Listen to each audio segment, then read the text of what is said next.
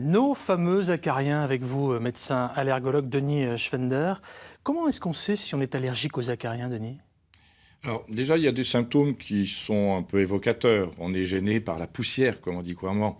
Donc par aussi la plume dans le temps dans la literie. Donc on éternue, le nez pique, ça coule clair comme de l'eau, hein, donc c'est pas infectieux. Les yeux piquent et pleurent, on peut tousser, faire de l'asthme. D'accord. Est-ce que quelqu'un sur ce plateau a ces symptômes-là, Denis ou vous, Bénédicte? Moi, tout à fait, oui. Ouais, je me reconnais bien certaines situations que j'ai pu vivre. Alors vous avez été détecté allergique aux acariens ou vous avez une allergie autre? Vous avez déjà été détecté? Détecter, enfin, ça s'est fait plutôt naturellement comme ça. Je sais que dans ces situations-là, je vais réagir de cette manière-là, oui. Ouais. Denis, vous croisez, j'imagine, dans votre cabinet au quotidien des gens comme Yann qui viennent. Ça se passe comment dans ces cas-là? Vous les détectez? Vous avez des petites choses pour savoir si oui ou non on est allergique aux acariens, ou ces symptômes suffisent à se dire « je suis allergique aux acariens ».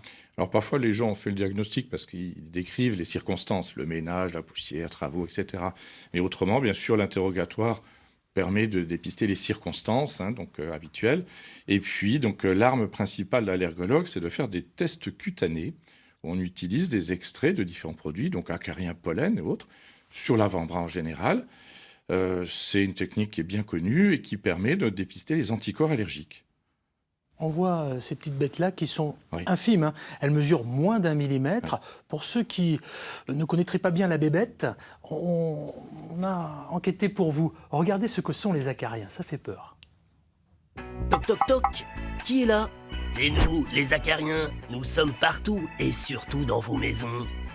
Du latin acarus, qui veut dire animal minuscule, les acariens sont des petites bêtes appartenant à la famille des araignées, comme les tiques. Ils mesurent moins d'1 demi-millimètre et sont invisibles à l'œil nu.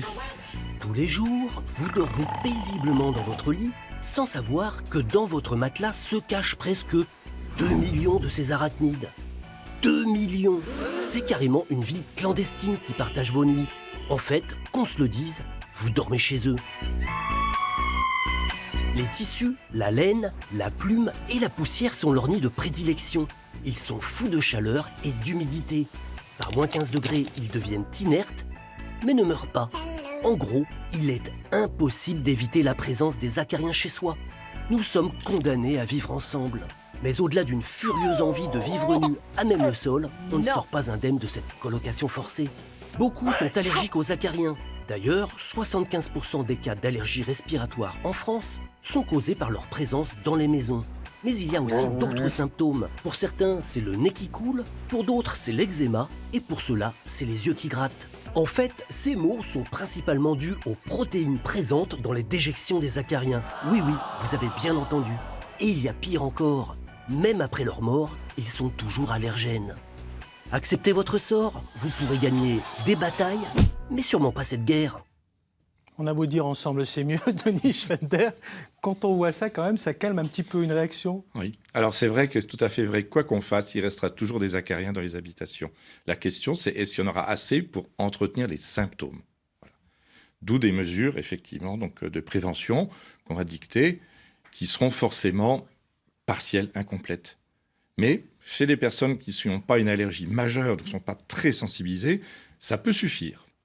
Chez certains, ça ne suffit pas. Je vais revenir sur l'allergie parce que j'ai une question aussi à vous faire écouter dans quelques minutes d'Élodie qui est à Clamecy, qui a besoin de quelques conseils. Mais juste avant, sur l'allergie, pour bien qu'on comprenne, c'est une hyperagression, c'est quelque chose. Est-ce que c'est une maladie finalement d'être allergique?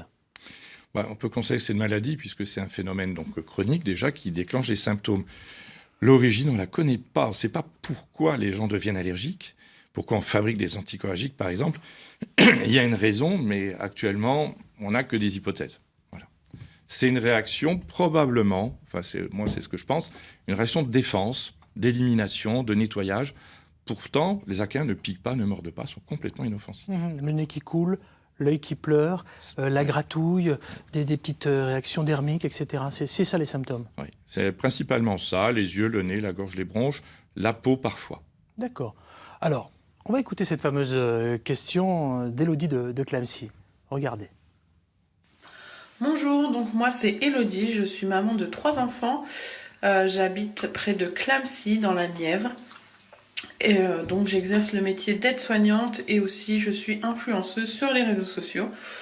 Et ma question était comment se débarrasser des acariens sans produits toxiques ou nocifs. Voilà.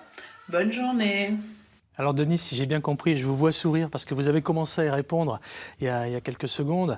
On ne peut pas s'en débarrasser. Néanmoins, est-ce qu'il y a quand même quelques conseils de prévention que vous pouvez nous donner ce matin?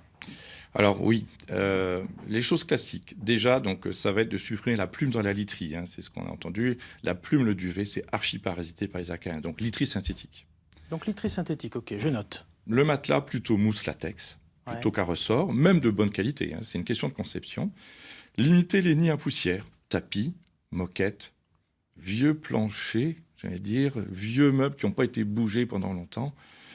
Et puis, un facteur qui est important, c'est essayer d'avoir une humidité qui est la plus basse possible sans que ce soit excessif, parce qu'ils ont besoin quand même d'humidité élevée. Il y a beaucoup plus d'acariens dans des habitats humides, soit de régions humides, dans des périodes humides, donc automne-hiver, ou parce que localement, il y a des infiltrations, donc ça, c'est les problèmes de conception du bâtiment, où on habite à côté d'une petite rivière, par exemple. L'humidité, c'est le facteur le plus important, a priori, avec une température minimale. Donc ça veut dire qu'il faut régulièrement aérer sa maison, Aérer. ça paraît évident, hein, on le dit régulièrement, c'est important. Aérer régulièrement, c'est un facteur important, effectivement. Et s'il est possible de faire des travaux pour réduire les problèmes d'humidité, de traces, d'infiltration, quand on est chez soi, bien sûr, en tant que propriétaire, donc là, je pense qu'il faut le faire. Malgré tout, il va persister des acariens. Alors, admettons, j'ai fait tout ce que vous m'avez dit, j'ai aéré, j'ai fait en sorte qu'il n'y ait plus rien chez moi, quasiment pas de poussière. On l'a vu, malgré tout, la poussière, elle est là, quoi qu'il arrive. Je suis, comme Yann, allergique. Qu'est-ce que je fais? Je prends des médicaments, j'ai un traitement, j'ai des conseils de bien-être. Qu'est-ce qui se Si les passe? mesures de prévention ne suffisent pas, c'est un traitement symptomatique. On prend des médicaments anti-allergiques. Il n'y a rien d'autre que les médicaments? Alors, non, il n'y a pas... Les médicaments servent, en fait, à empêcher les symptômes. C'est comme quand il pleut un parapluie, on n'est pas mouillé, mais il pleut toujours. Ouais. Si on va avoir une guérison, de toute manière, on ne peut pas éliminer les acariens. On peut à ce moment-là, si les traitements médicaux ne suffisent pas, et on sait que la plupart du temps ils ne suffisent pas malheureusement, on peut proposer une immunothérapie, la désensibilisation, qu'on appelait ça dans le temps. On dit maintenant immunothérapie, qui est sous forme de gouttes buvables. Hein. C'est sublingual, donc les injections, comme on connaît depuis longtemps, c'est terminé, donc là, qui permettent d'agir sur les anticorps allergiques, ceux qu'on a fabriqués vis-à-vis des acariens. Yann, vous avez un traitement, quelque chose ou pas du tout? Non, je prends juste des anti-allergènes lorsque je suis soumis à des situations qui pourraient générer une réaction, quoi. Voilà.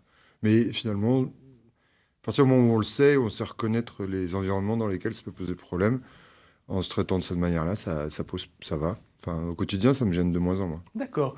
Denis, est-ce que ça dure pour la vie, cette allergie, ou est-ce que c'est cyclique?